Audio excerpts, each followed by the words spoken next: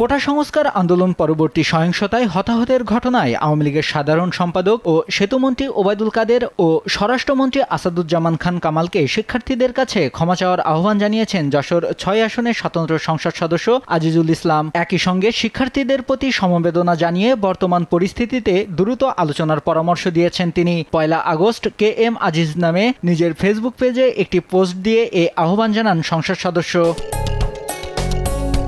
সাধারণ শিক্ষার্থীদের মনের কষ্ট দূর করতে এই মুহূর্তে করণীয় কি শিরোনামে দীর্ঘ পোস্ট দেন তিনি। ফেসবুক পোস্টে সংসদ সদস্য আজিজুল ইসলাম লেখেন, যেভাবে চলছে তাতে পরিস্থিতি স্বাভাবিক হতে অনেক সময় লেগে যাওয়ার কথা। সাধারণ শিক্ষার্থীদের গ্রেপ্তার কোনো সলিউশন হতে পারে না। আমি মনে করি যেসব শিক্ষার্থীর কোনো রাজনৈতিক পরিচয় নাই তাদের গ্রেপ্তার করাটা অযৌক্তিক। পরিস্থিতি স্বাভাবিক করতে চাইলে সাধারণ শিক্ষার্থীদের ধরপাকড় করাটা মোটেও সুখকর হবে না।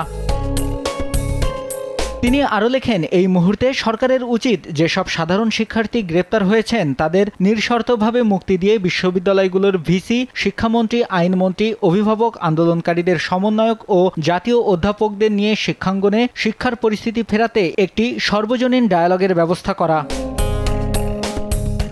তার ফেসবুক পোস্টে বলা হয়, শিক্ষার্থীদের পুঞ্জীভূত ক্ষোভ প্রশমিত করতে রাষ্ট্রের সর্বোচ্চ আন্তরিকতা দেখানোই হবে সময়ের সেরা সিদ্ধান্ত। একটা পক্ষ তো চাচ্ছেই সাধারণ শিক্ষার্থীদের কাঁধে বন্দুক রেখে সরকার পতন করতে। দুষ্কৃতকারীদের সেই সুযোগও নষ্ট হবে এরকম কিছু করলে।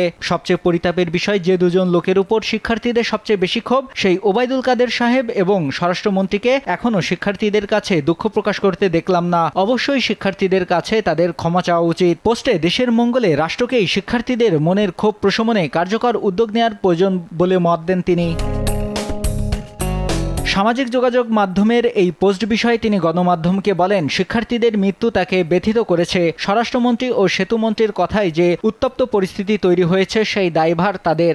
এ পরিস্থিতিতে শিক্ষার্থীদের কাছে তাদের দুঃখ প্রকাশ করে ক্ষমা চাওয়া উচিত। সব শিক্ষার্থীকে জামাত শিবির বানিয়ে দেওয়া ঠিক না বলেও তিনি মনে করেন। তিনি বলেন, জাতীয় সংসদে দাঁড়িয়ে তিনি কথাগুলো বলবেন। কেশবপুর উপজেলা ছাত্রলীগের সাবেক নেতা দ্বাদশ জাতীয় সংসদ নির্বাচনে যশোর ৬ আসনে জেলা আওয়ামী লীগের সাধারণ সম্পাদক শাহীন চাকলাদারকে পরাজিত করে সংসদ সদস্য নির্বাচিত হন। এতে ২৮ বছর বয়সে বাংলাদেশের সর্বকনিষ্ঠ সংসদ সদস্য হয়ে রেকর্ড করেন খন্দকার আজিজুল ইসলাম আজিজ। নিউজ ডেস্ক, দেশ টিভি।